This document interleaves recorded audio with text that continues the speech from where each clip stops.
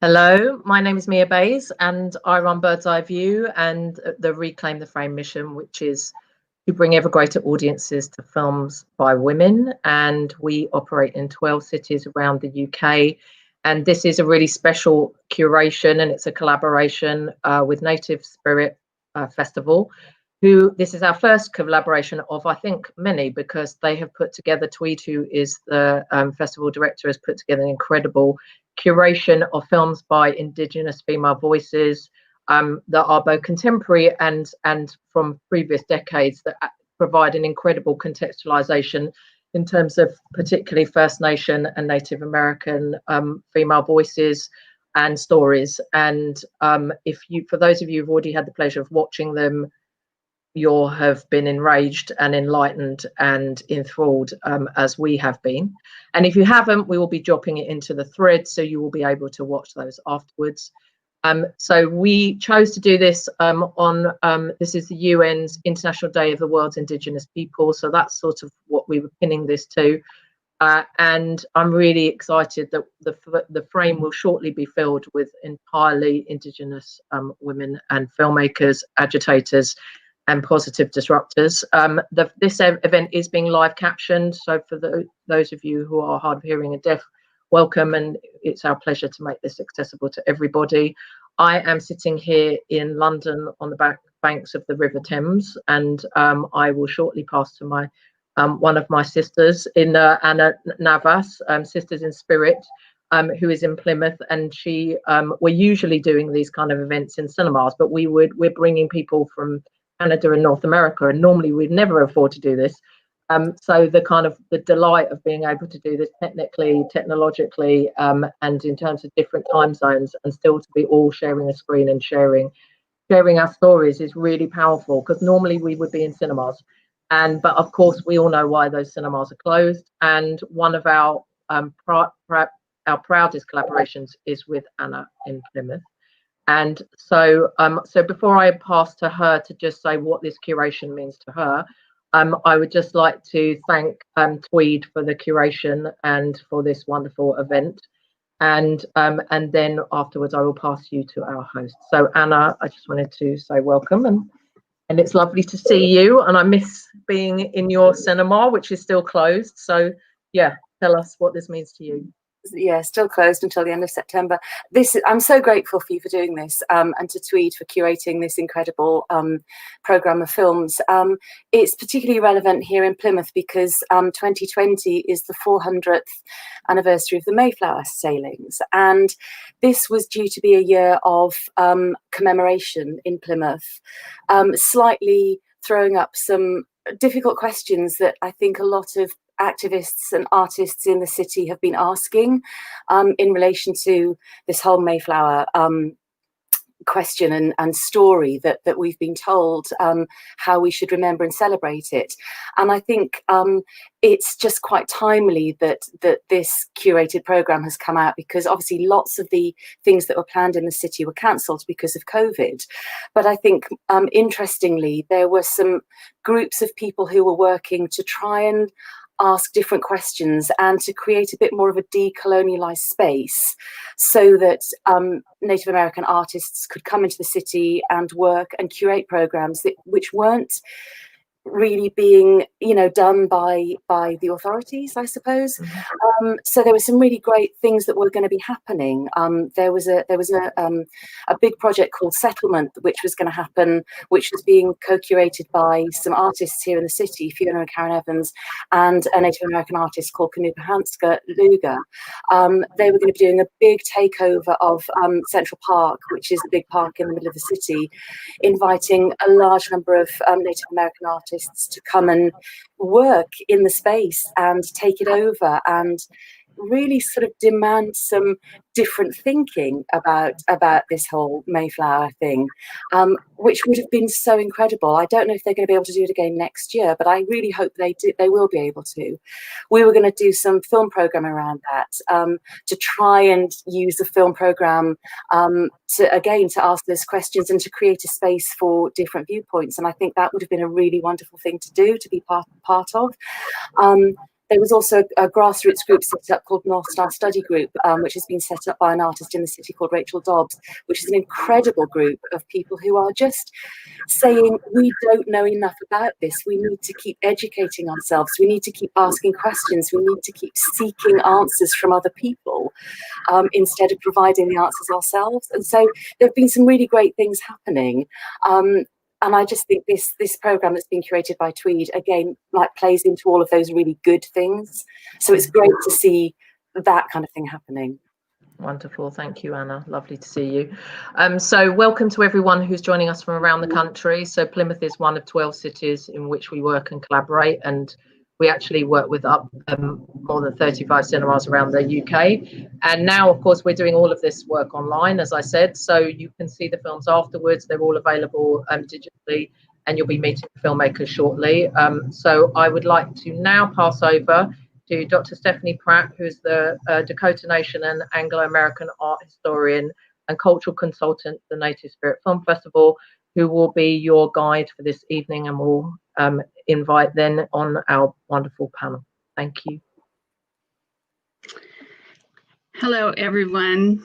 Hi, I'm Stephanie Pratt, and I'm going to introduce myself first and then turn it over to this wonderful panel of amazing, powerful, knowledge-holding women. I'd just like to introduce myself in the way that I would, and then ask each of you women to introduce yourself in the way that you feel most comfortable. My name is Stephanie, and I'm also known as a Yokapi-Wee in my language, which means happy woman. My father was born in South Dakota on the Crow Creek Indian Reservation, and that's where my grandparents were. And my Teoshpei is Tio Wamani Omani Otawi, which means many whirlwinds in the house woman, and that's my family. I just wanted to say that I have been an art historian most of my career here, and I started working on the idea of the European imaging of Native Americans and First Nations peoples. And I started from the very beginning and worked into the 19th century in my PhD.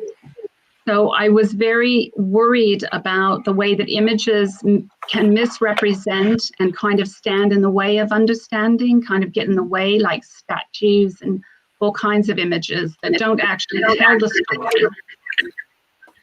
So that was my PhD, and then I became aware of a sports team in my local city of Exeter. That's where I live. And that sports team used a Native American mascot until about 2 weeks ago. There was a campaign to change the mascot and the branding away from the Exeter Chiefs, and the club decided to only take the mascot. But if you want to follow this, there's a campaign, Exeter Chiefs for Change. That's Exeter Chiefs and then the number 4 for change. And they're the ones that have raised 3,000 signatures. And actually the MP from Exeter spoke out about it, saying that it's time Exeter changed. So we'll keep working on that front. And I have been pulled into the Mayflower 400 to try to advise them. It's very late in the day, and I'm hoping that I can give them the steer for the right histories, the clear, truthful histories that need to be told now. So that's me, and I now want to turn over to the panel. I'll follow in the order of Beth, Christina, Marcella, and then Jules. So I'll turn over to Beth now to introduce herself briefly. Thank you. Thank you, Stephanie. My name is Beth Castle, and I'm the co-director of Warrior Women with Christina King. It's always hard to tell your origin story because it's a work in progress, but I would like to say a little bit about sort of what I'm doing now and trace it back. The Warrior Women Project is something that is part of sort of the accountability measures that I put in place over time. And it's an ongoing Indigenous-led collaborative where we're working on a number of issues that really get at so many of the things that have already been said and that will be said about uncovering histories, bringing to light erased or hidden histories. And this is particular with Indigenous women's activism.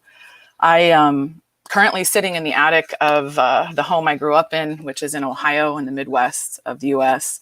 And I come from ancestors from Western Europe, from a few from West Africa, and some from the Shawnee people. And this is the land of the Shawnee in this area where I was born and raised. And all of these things influence who I am. I don't identify as a Native woman, but it's not, it's not black or white in that sense. There's a gray space that I try to occupy that makes sense for me. And in this, the work that we do, I try to be as collaborative and share authority as much as possible. But a lot of it does actually come from an origin when I started work wanting to tell and wanting to be a part of a narrative that hadn't been written, but was clearly there about the power of Native women's activism in the 1970s. And that actually began in England, where it was a subject I wanted to explore. It was my passion. And I was working on a PhD, and the committee just, dismissed it as a subject entirety, saying that it wasn't history, it was 5 angry women in a room. So that fire pretty much has stoked what I've done with my life, which is now I get to be a filmmaker also, but a media maker. But I try to be a, scholar activist who's rooted and work in filmmaking and just continue with partnerships. So I'm really pleased to be able to talk with everybody, because this is the best part, where we make networks and connect. So thank you.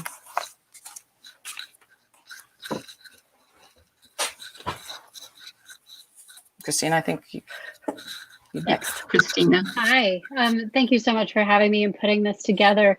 My name is Christina King. I'm a member of the Creek Seminole Nation of Oklahoma, Turtle Clan, and I currently reside on Lenape land in Brooklyn, actually. And I've been making films for 15 years. I'm really driven by the need to actually be additive to the space. When I moved from Oklahoma after college to New York, I was just really taken out of everything I knew, which was primarily an Indigenous space. And I found that people had a lot of misconceptions about us and had a lot of very backwards ideas. They were very comfortable sharing them with me in a way that I couldn't imagine with any other race.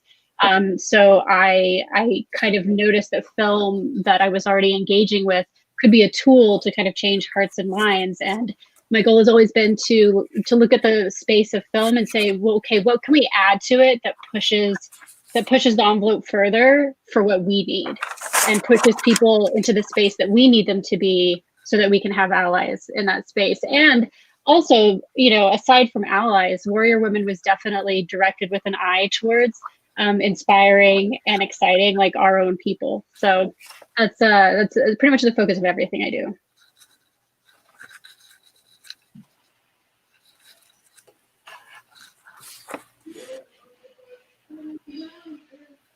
Hello, this is Marcella Gilbert. I am Lakota, Dakota, Nakota from South Dakota, or from the United States, actually. I currently live on my reservation, Cheyenne River Sioux Tribe in South Dakota. I'm involved in a lot of different projects right now on the reservation. We're looking at many issues concerning the extractive industry. So we're looking at, man camps that are going to be at 3 of our borders, within 100 miles of 3 of our borders. So we're looking at the issues of missing and murdered Indigenous women, and also water. We're looking at putting together a water summit. So there's a lot of stuff going on in where I am right now. So I am focused on a lot of different places and issues. And so this kind of work is an example or an extension of the film, the film shows a lot of this work, a lot of activism that have been going on, but it continues now. And so these are the issues, and we're finding that a lot of the issues are still the same. We're still looking at protecting the lands.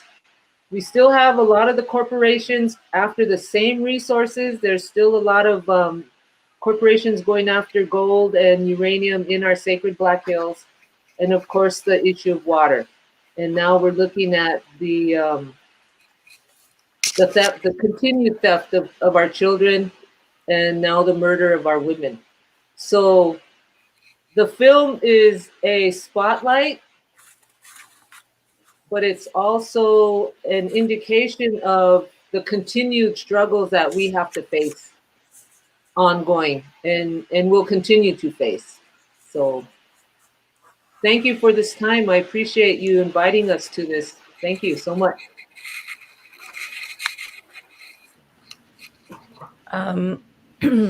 Wache Jules Koostachin ni tisinikasun Attawapiskat nito chin maskwa nito tem. I'm Woman Who Holds Fire. I'm from Attawapiskat First Nation in Northern Ontario. I am living here in Vancouver doing a PhD in Indigenous documentary and protocols and process. And I'm a mother of 4 sons. Tried to have a daughter. My oldest son is 26. The next one's 24. Tried for a girl and got twin boys who are 14, who I've been in the house with since March. So it's been great. Yeah, I've done quite a bit of films over the years. PLACEnta was actually done in 2012, I believe, with the Commonwealth. And I call it basically a ceremonial film where I share stories from my community and from my family. My mother's a residential school warrior. She was in residential school at St. Anne, the most notorious residential school in Canada. And she was there from age 5 to 16. And I just recently brought my mother here to Vancouver, so she's close by. But a lot of the work that I do derives from my ties and connection to my home community. And I really think it's important to capture film or capture stories through film for future generations. So that's basically my goal. Thank you, Miigwech, and thank you for having me. Thank you, everyone. That was wonderful. And I'm really so honored to be here and just wanted to thank everyone who's organized this. So I'm going to turn to my first question and then just go in the same order we went with Beth and then Christina, Marcella, then Jules. And so I would just like to ask all of you that I personally find film to be a very powerful, transformative medium, but I just wondered how you feel about the ways that film as a medium can tell Indigenous stories or reveal Indigenous truths. What is it about the filmic medium that you've turned to that particular space? Thanks. So I'll take it away then. You know, I didn't start off as a filmmaker, but I do remember that when I started interviewing people with a camera, that moment where I was already thinking through how was this story going to hit people the way it's hitting me in this moment. And, you know, it was many years later before I met Christina and could see a vision or learn from a sort of a way in which we could make a film that could ultimately bring people back to a moment where they're hearing that story from a relative, or just hearing a truth that you feel maybe is not going to be highly edited and go through all the process and protocols. And I think we had the chance to be with Jules, actually, I think about almost a year or 2 years ago now, in Vancouver. And, you know, the work that people are doing now around, you know, Indigenous research methodology, you know how academia likes its words and phrases. And, you know, the same thing happens somewhat in filmmaking, but ultimately, you know, the goal of getting of moving past the way in which that all of these industries, if you will, research in whatever its form is fundamentally extractive. And, you know, it's very powerful and very violent and dangerous, if you will, that you have extractive industries destroying the earth. But the idea of, you know, both academia or filmmaking or similar endeavors, extracting stories and going away with them and not bringing them back so that they're accountable and there's a shared authority. That's one of the big things that I'm always thinking about. And, you know, with the film, I think that, you know, the challenge is always you want to make it something people want to watch and engaging, and yet stay, you know, connected to that accountability at the root level. And that's why I think it's just a powerful opportunity with film as it develops more in a way. And I think there's just so much more that has been changing that allows that, starts with that authority where you don't have to constantly try and fit into the mainstream dominant narrative. You can just start from a place that you can then blow that away and reframe it. And, you know, I think in different ways, both Christina and I learned a little bit about that in different ways. And, you know, it's a hard challenge and road with all the different influences and funders and who's your audience. But if you keep it rooted at who's your audience and then think that through, that's one of the most powerful aspects of film. And we want to, you know, continue to do that as much as we can.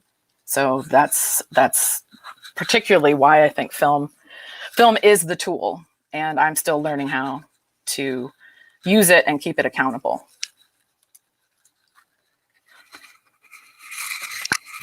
The end.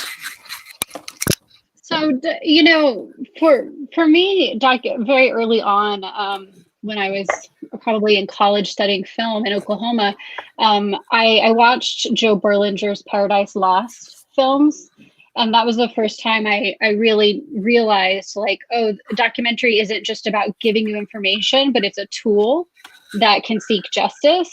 And I had already been, you know, involved locally, you know, with things like changing mascots and protecting, you know, our rights, which you have to do vigorously in a place like Oklahoma, which is very checkerboard in terms of our land. And when but you know, I don't come from a great family. I don't come from money. I don't have any political influence. And when I saw films, I was like, oh, that's a way to do, that's my activism, you know, that's my weapon. So, you know, I do think I've always tried to do a documentary that can like shift that lens, because I do think that when we turn the traditional documentary lens on our Indigenous spaces, it has great potential to do a lot of harm. And that's for several reasons. One, many people who, you know, come into Indian country and want to do documentaries are completely convinced that they're doing so for altruistic reasons, but they come from a culture where their ultimate purpose is their ultimate goal is to actually be extractive and to take something away and take it out to the bigger world and have that reflect back on them as like a good person or an interesting person. Whereas, you know, as Indigenous filmmakers, our goal isn't to take something away, it's looking at what can I add. And with Warrior Women, it had to be a documentary instead of a scripted thing or something like that. One, because Marcy and Madonna are still with us.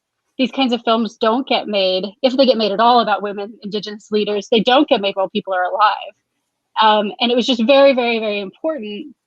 I saw that like, the part that could be added to our community was in seeing these women in action, seeing that they've been doing the work and they'll continue doing the work. And absolutely what Marcy said, that, you know, this is just like a little chunk in their life. And my hope is that you watch the film, realize it's been going on before you knew about it.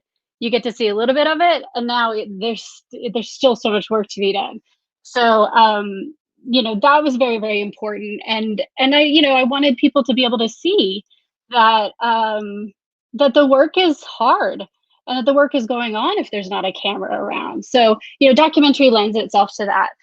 The other thing I would say is that, you know, documentary is very, very tricky for us because it's a very, very, verite filmmaking is a shortcut to intimacy. You can watch verite footage and feel like, oh, I get this person. I'm allowed into a really special space with them. And unfortunately, because, you know, as Native Americans and Indigenous peoples, we have decades and decades and decades of misinformation and, you know, an image of us that is either very, very dated or, you know, is completely from a European lens of like what success and leadership looks like. And so you know, it's really easy for people to make documentaries that make an outside non-Indigenous audience feel like they totally understand Native Americans, but they're filling in their own kind of neo-hippie ideas as a point of view and missing the actual point of who everybody is. So, so yeah, I think documentaries should be handled, you know, very, very, very carefully by people who have, like, you know, the right ethics around how they're doing it and why they're doing it.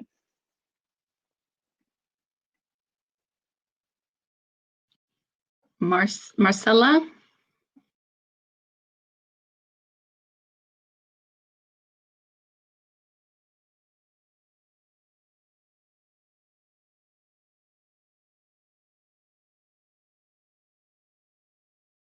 You need to unmute yourself.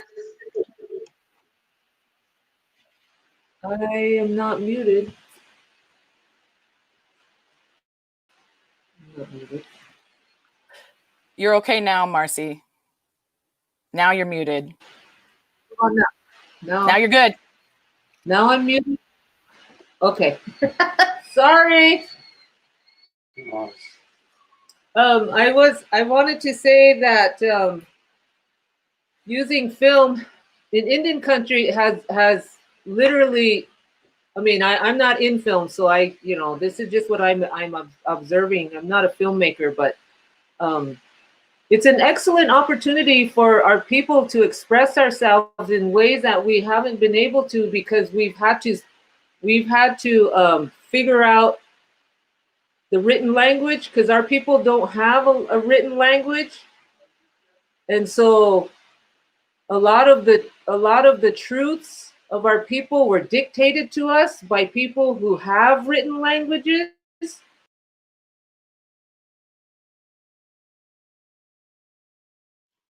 It looks like she popped out.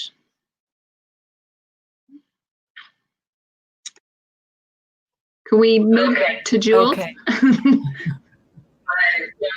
Hi. So there's a bit of an echo on mine. I hope everybody can hear me okay. But I feel privileged that I was raised by my Cree grandparents up in Moosonee. They did not speak English, and they were both hunter and trappers. So I was raised with Indigenous story and culture and protocol for most of my young life. As well, my older sons were also raised with their grandparents and their great-grandparents. So for us, story is very important to share and to sustain our connection to the past. So I remember a few years ago, I was at a conference with James Luna, the late James Luna, and we were talking about documentary, because I was just the start of my dissertation, my studies. And we were talking about the importance of documentary as a methodology to sustain our cultural stories. And we came up with this word documemory, because in a way, essentially, documentary becomes an Indigenous archive. Because when I'm thinking about, you know, producing story, I'm thinking about my future generations. I'm thinking about my children, you know, their grandkids and so forth, because I know what it's like. My mom's being a residential school warrior. I know that, you know, what it's done to our family in terms of being severed from culture and language. So this way, I feel like I'm weaving through film our story back together.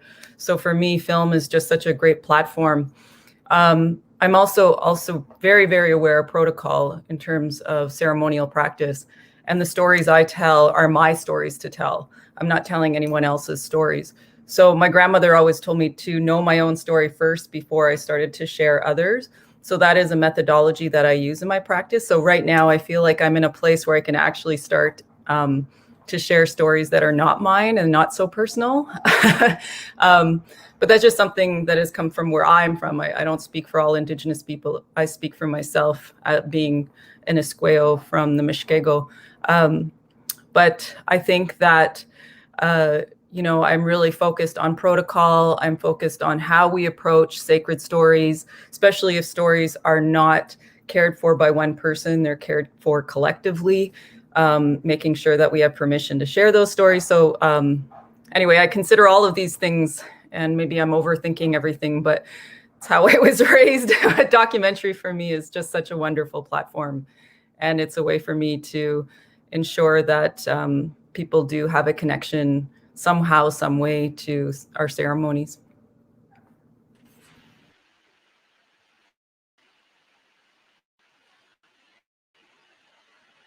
Marcella. Oh, hi. Can you guys hear me? Am I back? Hello?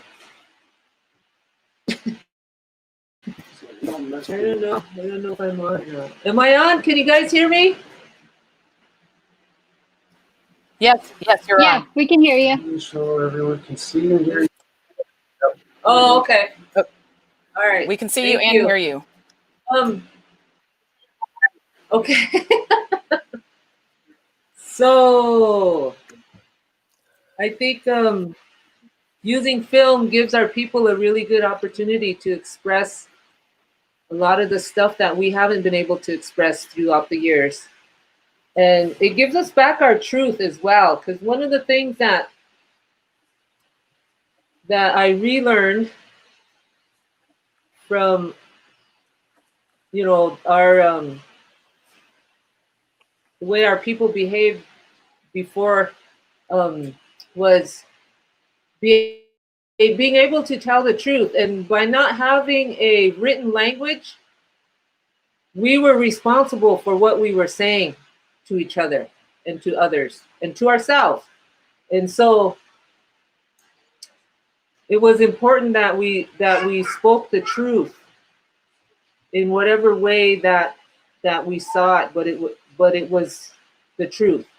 And so I think by not having to use the written language and just moving into film, that reinforces our ability to be truthful about who we are and in our communication with others. So I think it could be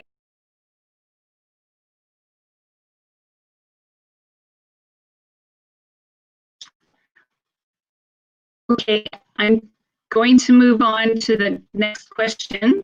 Everybody's ready? Thank you. My second thought was about sort of how there was a sense in each of your pieces that you do of yourself, your own perspectives, your very unique perspectives from your Indigenous womanhood and your leadership roles. Could you consider how much of the work you do that could be applicable more widely to, say, women across the world? What aspects do you feel you could share and kind of and maybe teach from that? So, Christina. It got cut off again. Mm-hmm. What were you saying? I heard you talking about. How about? So, Beth first. Christina, why don't you go ahead? I'm going to see if I can get Marcy on solidly. Okay. Yeah. So, you know, I hope that people can watch the film, and no matter where you're from, you can see women doing the work. And I hope that every woman can see themselves in some way in Marcy and Madonna doing the work, and know that somebody sees them, because so much of the work of women in general is unseen work, undervalued work, and activism and grassroots organizing and you know, really people-centered movements like what Madonna and Marcy and the American Indian movement did. So much of that work is not sexy. It's like, it's not on the news, and it's a day in and day out thing. And so I want people to hopefully see that their work matters regardless of who's paying attention or if they receive an award for their work. And there are many, many, many other women out there that are working in solidarity with them.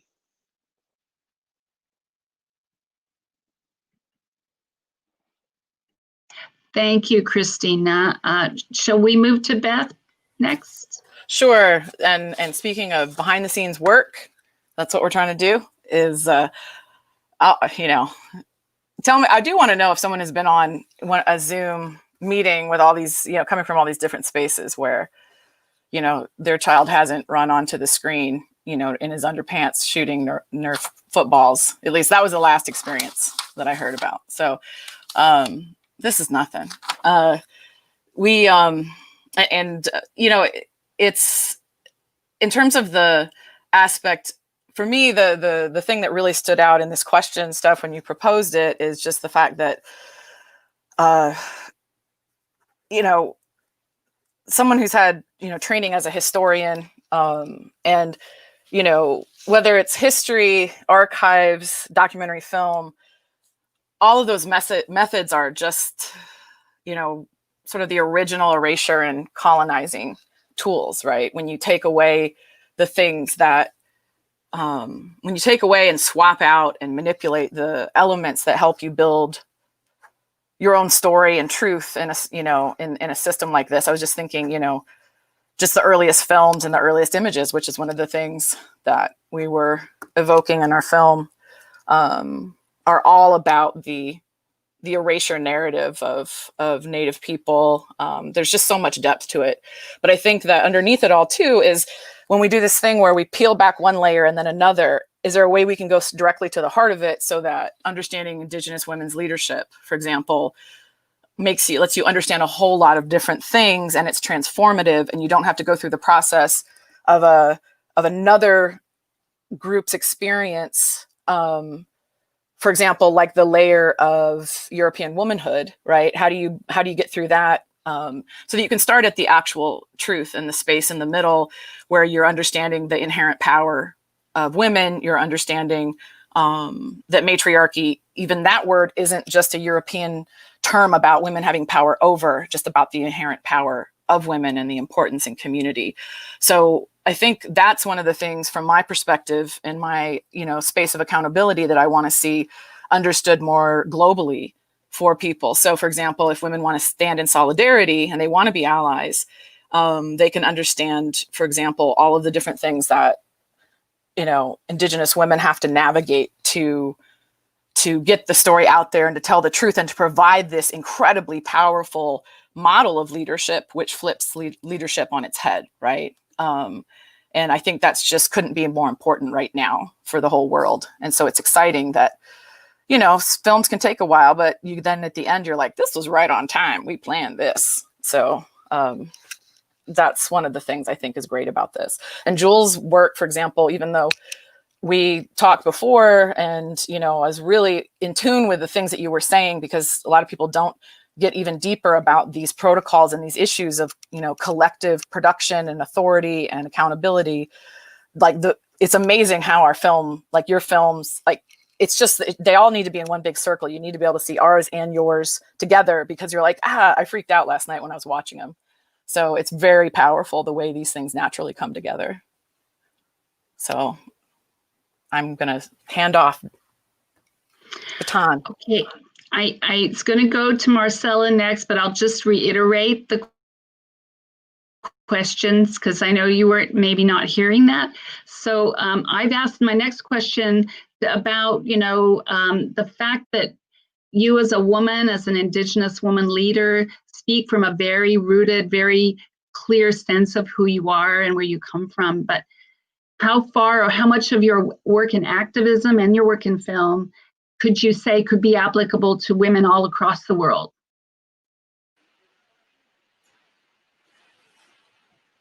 I think that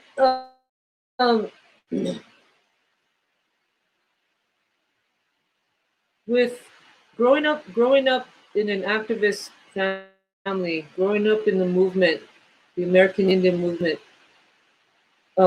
women like myself and my mother. Now remember, we're not unique. This story isn't just, I mean, there's a lot of women out there who have our story. We're not unique in this sense. And I learned that as I grew up in the movement, because women all over the world already have this story. So I think it's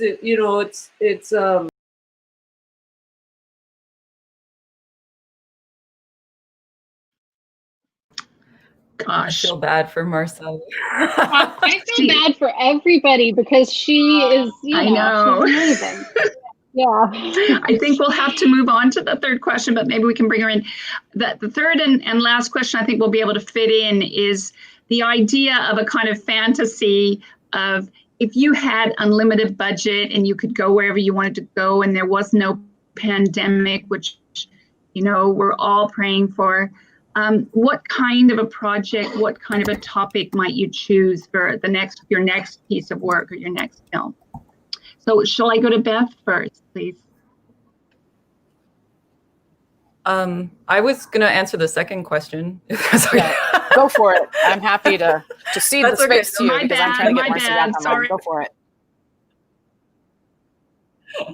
That's okay. I really wanted to answer the second question because I think for me, I just want to put it out there that for a lot of First Nations community, we don't have the colonial binary of man-woman, that I just want to be inclusive, that we have multiple genders. So I just thought that was really important to state. But, I think very collectively, I don't think in terms of gender, but I do understand the colonial impacts of the gender disparity. That is something that we're all living with, and violence against women because of colonialism.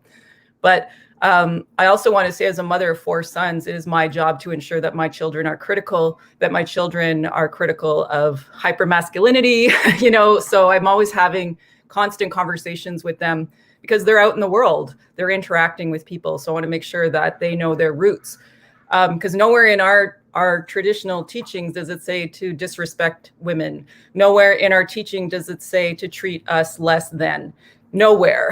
And I'm going to argue that to the end, even if some communities are patriarchal, because our governance system is not based on a kind of hierarchy. It's more egalitarian. And again, I'm speaking for my community and where I come from and my knowledge. But I think, being raised by my grandparents, I understand the importance of looking out for the whole community, just not one part of the community, because they're, they were living according to the Indigenous ways of being up where I'm from.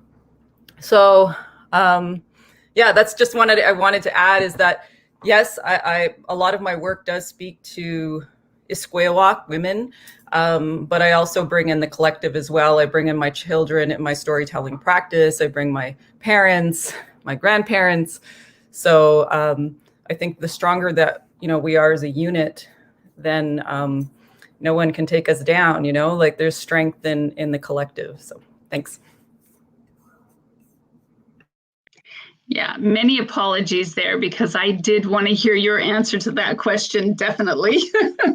Okay, so I'll just reiterate again, if you could have a fantasy budget and you could go anywhere and interview or talk to people or make a project, what kind of project might you do? So I'll go to Beth first. I would do the fantasy project that needs to be the real project right now, which is global internet access for everyone. So that would be amazing. And that's one of the things that all of us are trying to deal with right now is, in a pandemic, what do you do when all, so many people right now, it exposes all of these. It exposes all of the deep inequalities. And so obviously part of this is trying to get people online. But the bigger one of just, right now, for example, and I'm just going slightly off because, this morning, as the biggest crowd ever of motorcycle folks are driving across South Dakota into the Black Hills, across the potentially across the reservations, Cheyenne River, right where Madonna and Marcy and her family are, where they've been supporting, and the Warrior Women Project has been supporting the taking care of the checkpoints that have been denying. Well, they haven't been denying access. They've actually simply been monitoring the health, right? Like truly taking care of people. So there's a lot of things that we're going to see coming up. And I think that's part of it is, you know, right now, just the ability to, especially as people are separated and are trying to figure out, okay, how am I going to get my professionals, right? The folks who have had the privilege of a lot of training into spaces that are safe. And it's like, how fast can we work at building collaboratively the skill sets of folks on the ground to be able to produce their own media and history at this very moment.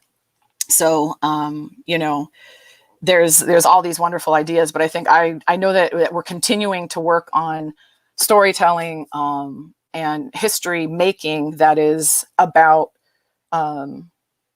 learning about how leadership is constructed and how to get beyond these binaries that are everywhere to tell these stories and histories and continue with following women's leadership in a way that it naturally emerges, because there's so many Native women running for office, have gotten office. There's just so many exciting things that are happening. So it would just be, you know, give us, you know, besides the great, like, we won the lottery and we can at least buy the country back, right? But then we have the Supreme Court, you know, doing things in Oklahoma. So it's all exciting. And I do it all right now.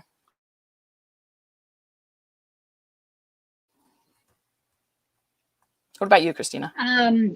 Oh wow. When you say things like dream budget, then like, from your ears or from your mouth to, the funder's ears. But I think that, I think first and foremost, we have really, really, really amazing young filmmakers who are making films right now already that are just light years ahead of like where my filmmaking comes from. Because, for whatever reason, whether it's the generation, it's, I think, also being able to connect with people from different tribes much more easily, because, we have chat rooms and we have, Instagram and all of those things. So everybody's, kind of sharing and rebuilding, like, what indigeneity means to them in practice today. And I've noticed their filmmaking doesn't come in with limiting beliefs in the way that I approached film. So both, we need to fund that and encourage that. Two filmmakers who come to mind are Sky Hopnica and Shandine Tomei. Like, they're doing amazing work. And we need to change the way film is taught. We absolutely have to change the way film is taught. Film school, in retrospect, it's definitely a part of colonizing the mind. And I had to unlearn a way of filmmaking that absolutely privileged like a European worldview. And I had to unlearn rules of film language that were not meant to ever describe our experiences. So I would love to see that happen. And, because we'll always be at a disadvantage for trying to tell our stories with the Queen's English. It's just the way it would be.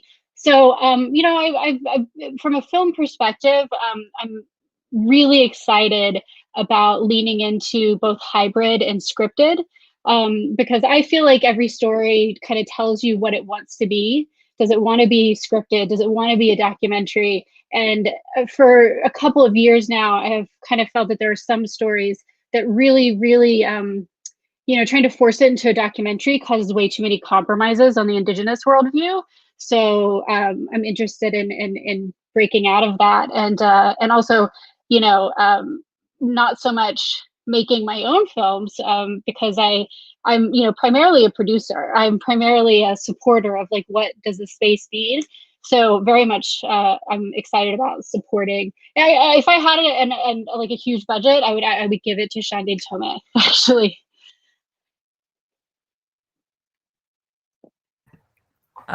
So it's funny, I've been around the block a few times. So I've birthed stories that I thought of 20 years ago, just recently. So for me, I feel like story has agency. Story has its own life, and it'll come when it's ready. And then I think sometimes too, I agree with Christina, sometimes, you know, we have this great idea for a story and we're like, it's going to be an amazing documentary. And then it just doesn't work. It like just fights it, it resists it. And then, you know, maybe go look into a media installation piece or an exhibit or a narrative. So it's just funny. I think it's story that leads us. Like, you know, we're channeling those stories through our being. So for me, if I had an unlimited budget, I wouldn't know what to do with that money. I would actually use the money and support my community because we still do not have clean water. De Beers just left our community. So, I mean, I always think about money all the time because I'm like, if I had won the lottery, if I got like gifted this huge budget, I could make a film for like, you know, $300 and give the rest. So I'm like, it's just how my brain is. But I don't know what I would do with a lot of money. I don't even know a lot of Native people who have a lot of money. Anyway, I think it's fun. It's just, I don't know what I would do. That's a really good question. But I think I would just continue on my path and see what's ready to be birthed. And if the money's there, great. But I've made a lot of movies and films that, you know, had minimal budgets. I think if the passion is there and if you have the skill and you have a great team, you can make magic. So, but good question. Well, it's one of those things that I often think about, you know, what could I do for the Crow Creek people there, you know, because they had such a hard time. But yeah, I would give them all my money, definitely. We've had a couple of questions come up from the Q&A. So I just wanted to put those in the last few minutes that we have. There's a question from Anna. And just wanted to say how powerful the curated program of films is. There seems to be a strong need to document questions about the loss of tradition and how vital tradition and knowledge is to identity and strength. Do you think film is a useful tool to document this and in some way hold those traditions? And I think we've spoken about this, but maybe you could go into a little more depth, each of you.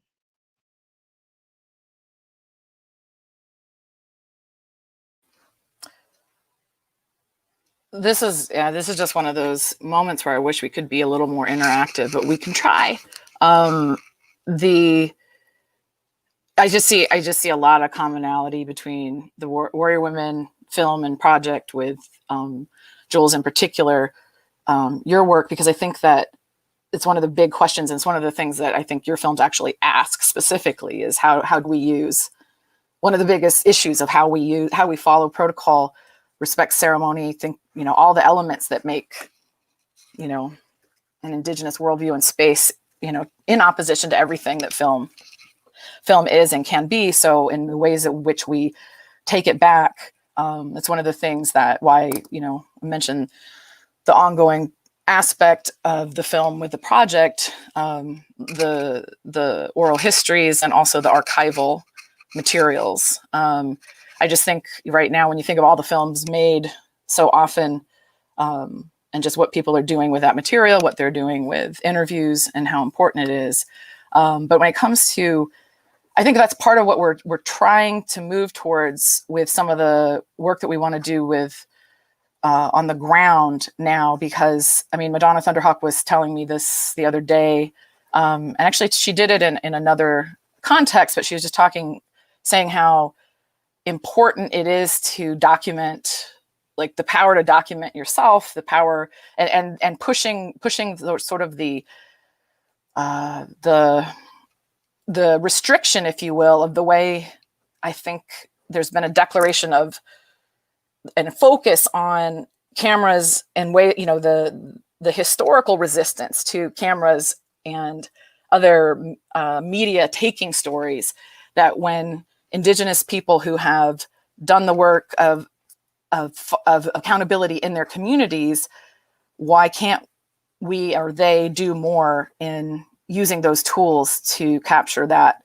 Because that's what's going to be necessary. So it's just a tricky thing that I think is another layer of what needs to be undone in the process. But it's very much along the lines of what I think we, you know, anyone who is making media for Indigenous people and with and as Indigenous person is thinking about. So I think it's important.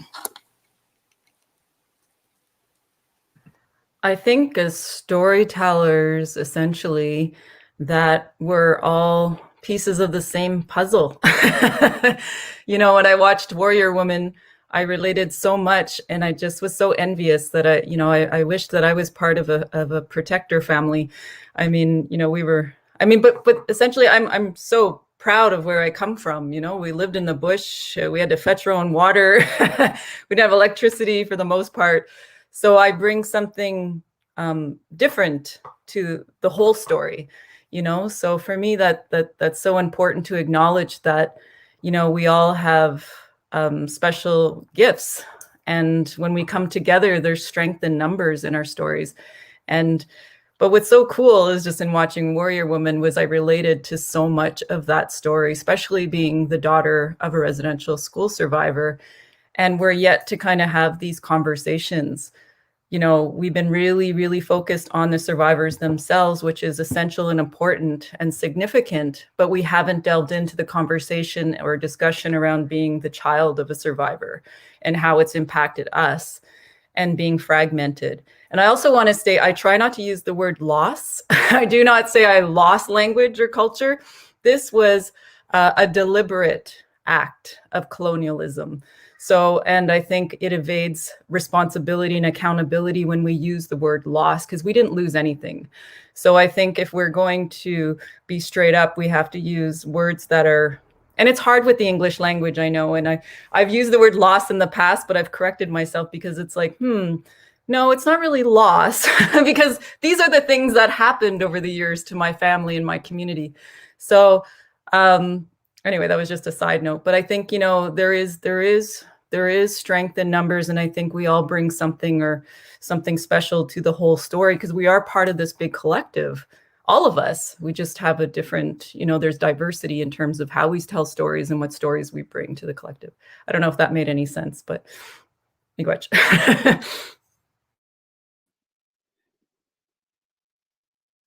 Yeah, no, it made a lot of sense. I really don't have anything to add. I completely agree with Jules and Beth.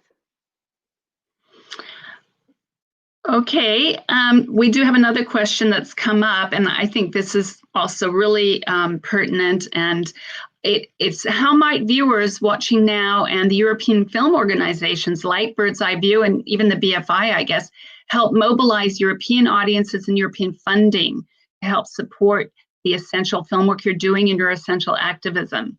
How can we mobilize and amplify the issues in the projects to wider audiences? So I'll turn it over to Beth, I guess. That sounds like a PhD question, but anyway.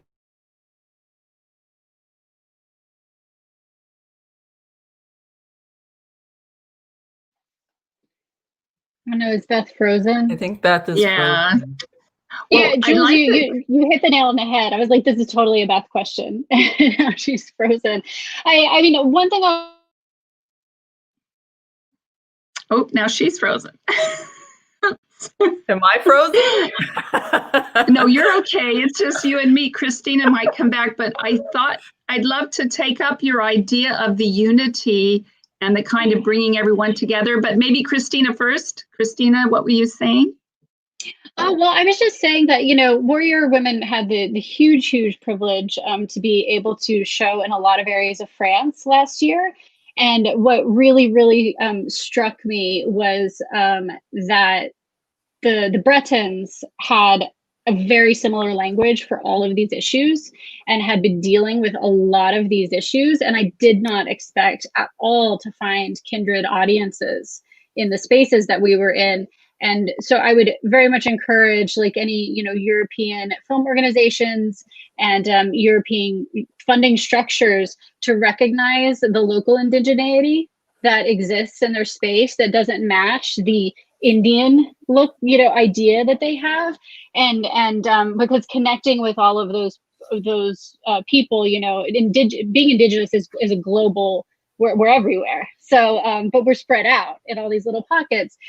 So recognizing that it's you know, as an international effort towards the kinds of films that we represent. It also speaks very, very closely to like your own audience in wherever you are in Europe, and that solidarity and connection like continues way beyond the film screenings and things like that.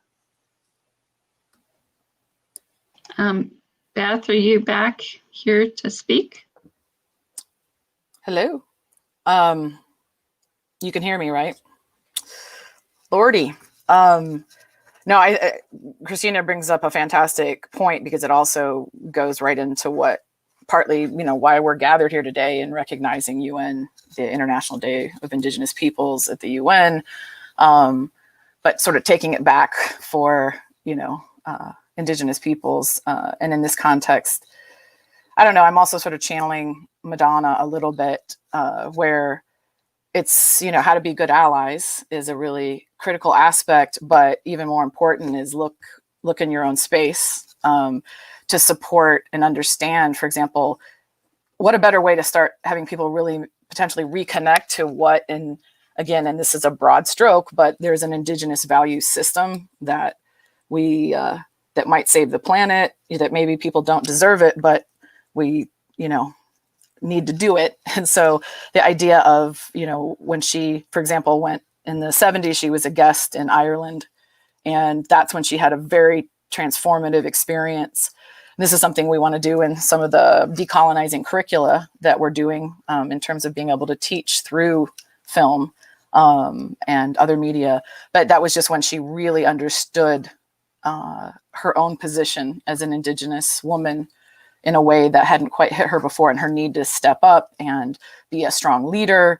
But, and also fundamentally the fact that we can start understanding that, race is another imposed concept, and there's all kinds of powerful things that we can learn.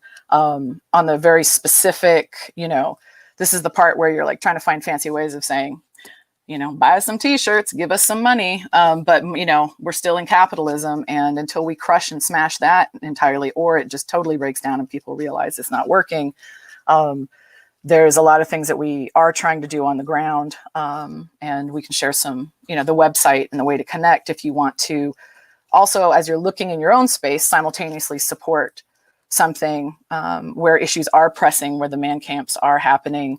And that is everywhere, all over the world. But if you have a connection, but I think it's really powerful too, is like, it was sort of the Lakota, male, warrior model that got sent worldwide and becomes like the total erasure symbol. Like it's just the only Indian that there is, right? And so being able to break that down is super important. But there's a lot of ways to plug in directly, and Warrior Women Film and warriorwomen.org, both of those websites will take you to the kind of on the ground efforts that we're doing, and would love support. I just want to tie into the word leadership. I think, for me, my grandfather was an Okamau. He was a leader in his community. And in terms of our Indigenous governance system, his job as a leader was to ensure that everybody was self-sustaining. So he didn't have power over anyone. And which I thought was really cool is he didn't speak for anyone in the community either, unless he was appointed. So I kind of bring that into my work, moving forward into my storytelling practice, is that, my job is to ensure that I provide enough that people in my community feel that they're self-sustaining. Like, for example, PLACEnta, my film, is now being, even though it was made almost 10 years ago, is now being used by midwives here in Canada, Indigenous midwifery practices. So they're using the film as a teaching tool. So after I birthed that film, it had its own life. And I don't know where it's gone or who's watching it or who's engaging with it. Anyway, that was just my little piece there on leadership, which I think is really cool, is that, it's not about a hierarchy. It's about ensuring that everybody in community is self-sustaining, which I think is applicable to other practices and ways of being. Whenever I go to Europe, this is interesting. I showed my film PLACEnta, and I remember being berated after by an audience member who couldn't even say the word placenta. So then I said, what word? Placenta, placenta, placenta. And then I kept repeating it, and he was obviously uncomfortable. But for me, I think even the name of the film is an act of resistance. And I think also, I want to also say that yes, our work is an act of resistance, but also our stories are just stories. There are stories, and we're not resisting anything. We're just sharing something that's meaningful and, you know, to our community. So, but I think within that, just telling our stories is an act of resistance, if that makes sense, even though that's not our goal. So yeah, I think, you know, when I was in Europe a few times, I felt like, in a way, people were just coming to see me because they were curious about seeing an Indigenous person. And then I did call out some people in the audience for that, and nobody knew what to say. But then I thought, why am I here as an Indigenous person who has been impacted by colonialism, educating people here? Like, I thought, this is so ironic. So I always say, read literature, read articles, watch films by Indigenous people. I think, you know, we're past the time of people telling our stories. I think we're past the time of being researched to death. I think it's time that we all take some time and self-reflect and do our work. We can't leave it up to those who have been impacted or oppressed or marginalized to do the work for the colonizers. I mean, we're past that time. We're tired, and the literature and the films are there. So sorry, I sound like I'm talking to my students, but I'm just like, do the work. Come on, there's so much stuff out there. We're brilliant, we're amazing, we're resilient, we're strong, we're still here, you know, and we've got some great work out there and great text and great writing. So just engage with it. It'll make your life so much easier. It'll make our lives a lot easier too. Yeah, I love that. I had a question, or I had a concept that I'm just going to throw out there. I know it's, you know, we're in the last few minutes, but my father, when he was working as an activist in Sacramento, and he was involved in setting up the Sacramento Area Urban Indian Project in the 60s, and he was helping AIM when he could. But, you know, what he instilled in me was the idea of working together as Indigenous people, that if we could try, we could be so strong. So maybe if I just leave it with each of you just to consider, is that something that you think is possible or even desirable, and how do we do it if we're going to do it? Beth. Collective. It's all about that, and it always has been. I think it's just hard to do because we're trying to unmake a system and remake it, and then deal with the ways in which all of us carry the need to, you know, figure out how to disrupt the system. You know, it's hard to disrupt a system, redefine it, and show something beautiful and creative and new all at the same time. So, but I think, just like, you know, Jules, like everyone said, but Jules, you're just like, when you were dropping the bombs there, it was like each one of those is a name of another movie, or, you know, but, you know, even getting beyond that place where you're just fighting to tell the unknown history, period, you know. And I think that's what is really cool, that is happening really quickly. I mean, I think it's been happening in the last few years. It's been exploding about, you know, some of the filmmakers that Christina mentioned. You know, the power of Indigenous filmmaking is going well beyond the reactive, you know, and is taking this beautiful role in showing people what things can be. And it's just hard to sort of get those trappings off, if you will, to do it. And just, you know, collectivity is the way to do it, and try to figure out also how to do it in a way while you're still trying to break through that, you know, dominant narrative. And that's where I do hope that we can all find, like, these are the networks, you know, that we're making them now, and we keep them going. For sure. Mm-hmm, mm-hmm. Yeah, I completely agree with Beth, and the fact that we have to look at the collective as something that doesn't have a single mandate. As a collective, and as the same way that we lived together, you know, as interdependent communities, you know, the ultimate goal is made up of many, many other parts. And so as we're working as collectives to tell stories, or to you know, protect our reservation borders from COVID, and to try to push back on man camps and pipelines, that work has to be done in conjunction with caring for the people.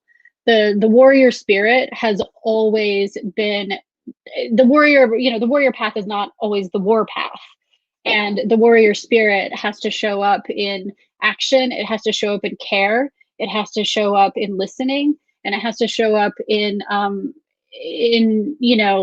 those ways that we need to support each other and show up how we can when we can. Is all of those things have to work together, because like we are healing, and we are holding space for each other at whatever part of the journey we're at, and that's the only way to not leave anybody behind. It's the only way to keep moving together. So that's definitely a part of it. So when I hear the word system too, Beth mentioned, I think, we can't fix something that was originally broken.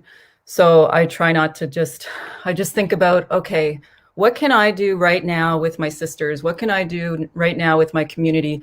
And then I think we are such resourceful people anyways. We've survived this long. We adapt, we shift, we're shapeshifters, we're just strong in general, and we're super, super resourceful. So I try to being a parent too, I know how everything weighs down on my children, and I know how hard it is for them. And I think, okay, so how do we get around this? Let's put our heads together. And that's essentially what we're doing as storytellers right now, is we're putting our heads together. There's this, old story I heard where, when people prepped for ceremony, everyone had a particular job, and it was something that they were good at. In smaller communities a long time ago, elders would know what our gifts were right from the beginning, because they watched us grow and develop. So they knew, for example, my grandmother was a hunter trapper. It wasn't based on gender. It was based on the fact that she was really good at getting a moose. So they would encourage that, and they'd be like, okay, so you're going to be hunting and trapping. And if anybody had an issue because she's a woman, well, then you can starve. But anyway, but I think the same methodology works in filmmaking. When we come together, for example, if Christina is good with producing, then Christina, here, I'm going to encourage you, and you take that space. And if I'm good at this, but I think because we've been severed from a lot of our cultural ways of being, we're trying to find those places within ourselves right now. And we need that in our sisterhood. We need to encourage and create a platform where we can share our truths and honor each other. And I don't just mean it just with empty words. I'm saying seriously, we have to go back to those Indigenous methodologies and ways of being, because our answers are all there. And each and every one of us has a piece of that story. Each and every one of us, even if we feel like we have gaps within our own, there's somebody who's going to have a piece that can bring it together. So we're all weavers of story. Thank you. Well, that was just beautifully said. Thank you, Jules, and all of you. All of you have been fantastic and so articulate. And I just really, really admire all of you and all your work, and Marcella and Madonna. And they just remind me of my aunties and my dad and the people that stood up and said, we're not gone. We're not going to go anywhere. We're going to stay here.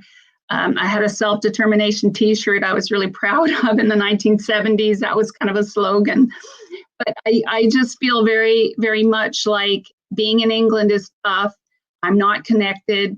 I'm out on a limb here, but I think I was meant to be here too. And as you say, Jules, part of the story. So just, I think we have about 2 more minutes. So just want to say thank you again. And if you've got any more words for young filmmakers, you could say something briefly. I think Beth, you had something from Marcella, right? I'll just combine the two real quick. Marcella's at home, and she just wanted to share that she'd be more than happy with Madonna to do organize a Q&A so that people could hear directly about what's happening on the ground. We're trying to do a lot of that. But figure out sort of how to get it out to the audiences, because social media is not the miracle that we claim it to be. So that's something possible, and you can follow up through this program, and we could work on that. And just because I heard this the other day, is just for aspiring filmmakers is don't ask permission.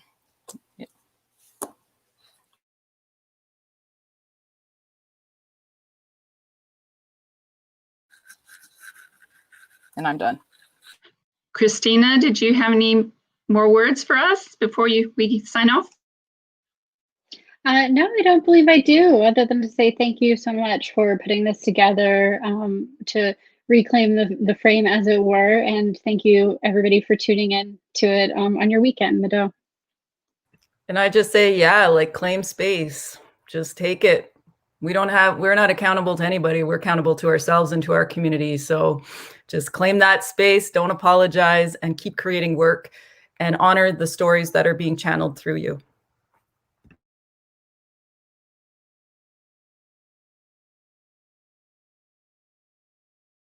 Thank you, everyone. Stephanie, Christina, Marcel, these are comments people are saying. I love Jules laughing. So just really, really great comments, and thank you all. And we're out.